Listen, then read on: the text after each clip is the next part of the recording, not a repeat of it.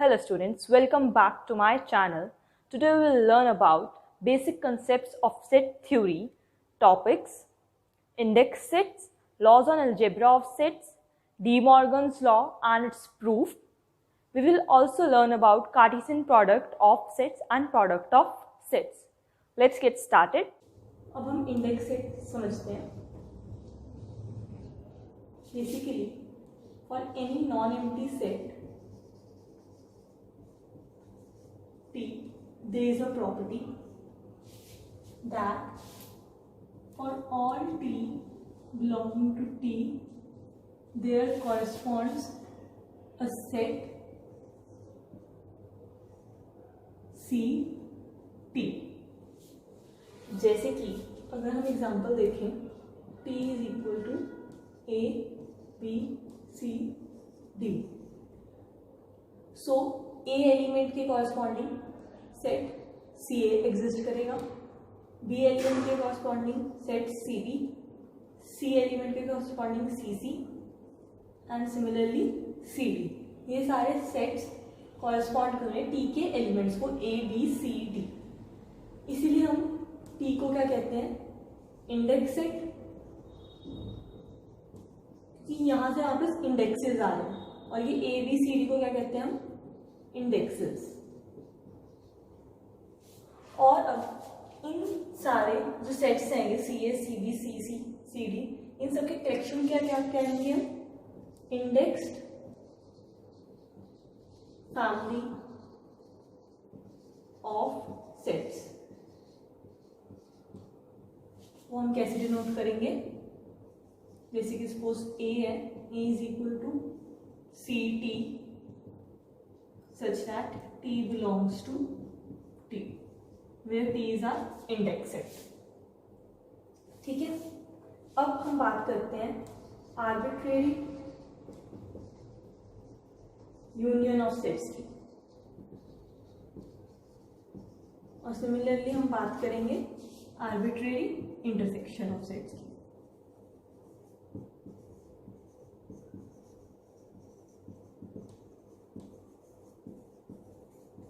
अब हमारे पास अगर T नॉन एम्प्टी सेट है और उसके हर एक एलिमेंट के कॉरस्पॉन्डिंग एक सेट है हमारे पास CT, तो हम आर्बिट्रेरी यूनियन ऑफ सेट्स किसको कहेंगे? Union T belonging to T CT. इसको हम कैसे लिखेंगे?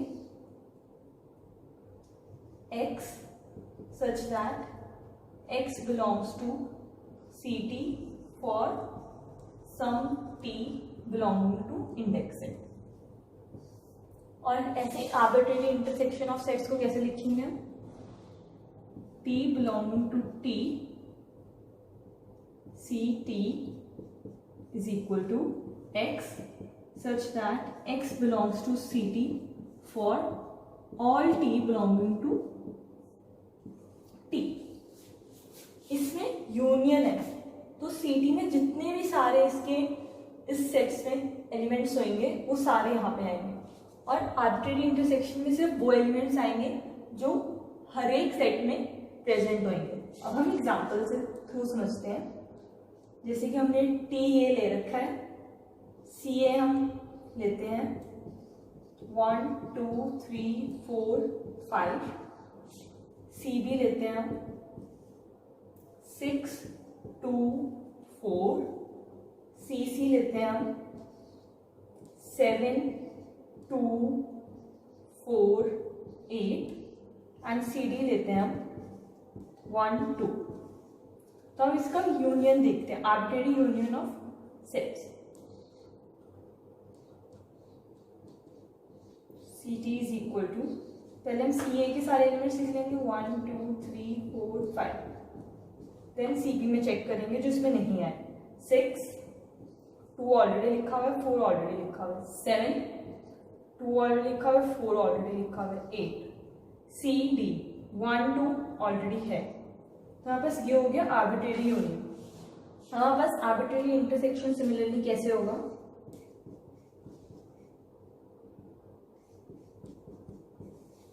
जो एलिमेंट इसमें भी हो, इसमें भी हो, इसमें भी हो, इसमें भी, छोटे सेट से कंसिडर करते हैं CD 1 और 2. अब सी में देखते हैं, इसमें 2 है बट 1 नहीं है, तो हम 2 ही कंसिडर करेंगे। सी में देखते हैं 2 प्रेजेंट है। अब अगर सी ए भी 2 प्रेजेंट हुआ तो वो इसमें अपडेट इंटरसेक्शन में आ जाएगा, एंड सी ए में 2 प्रेजेंट है।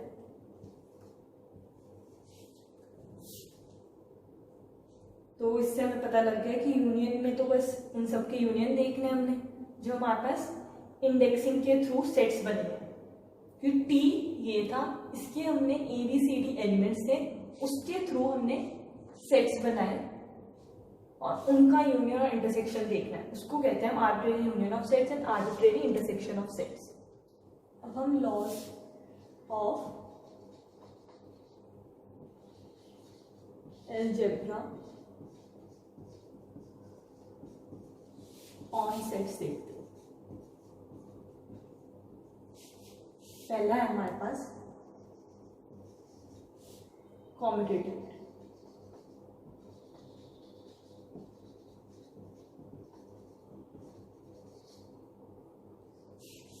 A union B is equal to B union A and A intersection B is equal to B intersection A। दूसरा है हमारे पास एसोसिएटिविटी।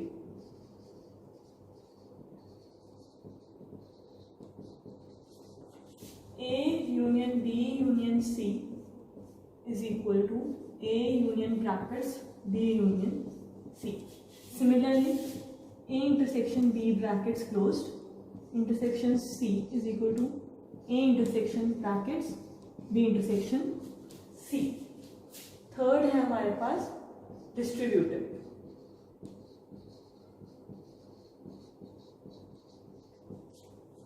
उसका क्या मतलब है, A union B intersection C is equal to A union B brackets intersection A union C। ये जो हमारे पास इंटरसेक्शन है, it is distributive on, union is distributive on intersection, and similarly intersection is distributive on union. A intersection B union A intersection C। De Morgan's law क्या कहता है हमें,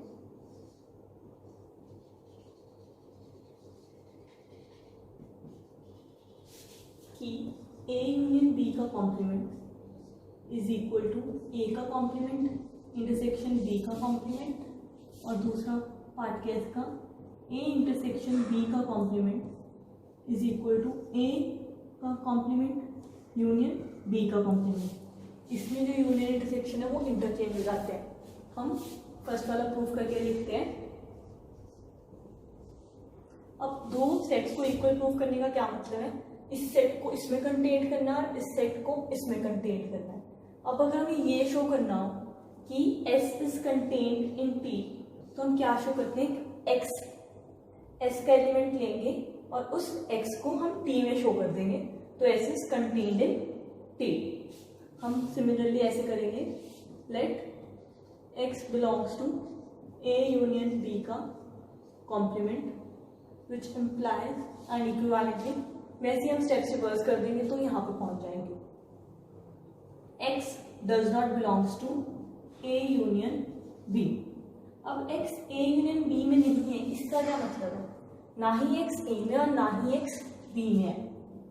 X does not belongs to A and X does not belongs to B, which implies X belongs to A का complement and X belongs to B का complement, which further implies X belongs to A का complement intersection B का complement, क्योंकि and हमारे पास intersection के लिए होता है, hence A union B का complement is equal to A complement intersection B complement. यही स्टेप्स यहां से रिवर्स करेंगे तो यहां पहुंच जाएंगे। अब हम समझते हैं कार्टेशियन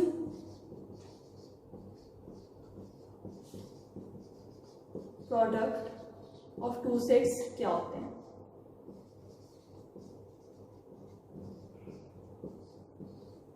अब हम दो सेट्स लेते हैं A और B। कार्टेशियन प्रोडक्ट को हम ए क्रॉस बी से डिनोट करते हैं और उसके एलिमेंट्स किस फॉर्म के होंगे, ए कॉमा बी के, where A is coming from A and B is coming from B. Basically जो ये होता है, जो हम इस फॉर्म में लिखते हैं, तो उसको हम क्या कहते हैं, ऑर्डर्ड पेयर, जहाँ पे फर्स्ट ऑर्डिनेट हमारा ए से आ रहा है और सेकेंड ऑर्डिनेट हमारा बी से आ रहा है। So basically Cartesian product A cross B क्या होता है, set of all the distinct ordered pairs where first ordinate is coming from A and second ordinate is coming from B. And एक और पॉइंट इसमें है कि A is not equal to B cross A. अब ऐसा क्यों है, हम एग्जाम्पल लेके देखते हैं। ए ले लेते हैं हम suppose A comma B and B ले लेते हैं हम पी कॉमा क्यू। अब हमें इसके सारे के सारे डिस्टिंक्ट ऑर्डर पेयर्स फाइंड करने हैं ए क्रॉस बी के। फर्स्ट एलिमेंट हम कहाँ से लेंगे, यहाँ से ए, दूसरा बी का कोई भी एलिमेंट ले लेते हैं हम पी, दूसरे में हम फिर से ए रखते हैं, बी का दूसरा एलिमेंट ले लेते हैं क्यू। अब हम ए के दूसरे एलिमेंट से स्टार्ट करें, that is B, P then B Q. So basically इससे हमें क्या पता लगा, A star B cross B में m इंटू एन एलिमेंट्स होते हैं। अगर m हमारे पास ऑर्डर a का है और n हमारे पास ऑर्डर n का है, तो a क्रॉस b का ऑर्डर क्या होगा, m। अब हम ये अपना ये पॉइंट प्रूव करते हैं। अब हम b स्टार a देखते हैं, यहां से एलिमेंट उठाते हैं फर्स्ट ऑर्डिनेट में p comma a, p comma b, q comma a and q comma b।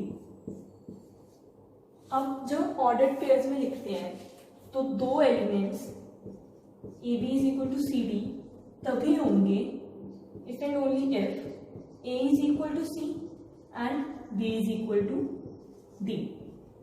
अब इसमें से हमें कोई भी ऐसे एलिमेंट्स से मिल रहे हैं जो ये कंडीशन सेटिस्फाई करते हो, इसलिए A cross B is not equal to B cross A. कहीं को लगेगा कि ए कॉमा पी और पी कॉमा ए इक्वल है, but it is not the case, क्योंकि हमें फर्स्ट ऑर्डिनेट को फर्स्ट ऑर्डिनेट से ही कंपेयर करना है, ना कि सेकेंड ऑर्डिनेट से। A is not equal to P and P is not equal to A, इसलिए यहाँ पे कोई भी एलिमेंट्स इक्वल नहीं है, hence sets are also not equal. Similarly B cross A में कितने एलिमेंट्स होंगे, m, where m is the order of A and n is the order of b। अब हम देखते हैं अगर ए और बी में से कोई भी हमारे पास नल सेट आ जाए या एम्प्टी सेट आ जाए, कोई भी, इफ आइदर ए और बी इज एम्प्टी, तो बेसिकली हमारे पास फर्स्ट ऑर्डिनेट या सेकेंड ऑर्डिनेट पे बैठने के लिए कोई एलिमेंट ही नहीं होगा, तो ए क्रॉस बी भी हमारे पास एम्प्टी ही आएगा and similarly B cross A भी हमारे पास एम्प्टी ही आएगा। अब अगर ए और बी में से कोई इनफाइनाइट हो जाए and such that the other is not empty, तो जो हमारे पास ए क्रॉस बी बनेगा वो भी हमारे पास इनफाइनाइट ही होगा, क्योंकि फर्स्ट ऑर्डिनेट पे अगर ए हमारे पास इनफाइनाइट है तो फर्स्ट ऑर्डिनेट में हमारे पास इनफाइनाइट चॉइसेस है, इसलिए हमारे पास ए क्रॉस बी इनफाइनाइट है। अब हम समझते हैं प्रोडक्ट ऑफ सेट्स क्या होता है।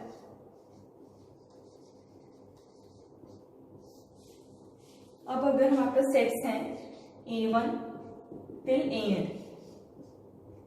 तो उनके प्रोडक्ट को हम कैसे डिनोट करेंगे, A1 cross A2 cross so on till AN is equal to, अब हम उसको किसी ऑर्डर उसमें लिखेंगे, A1 A2 till AN such that AI belongs to capital AI for all I less than equal to n greater than equal to 1।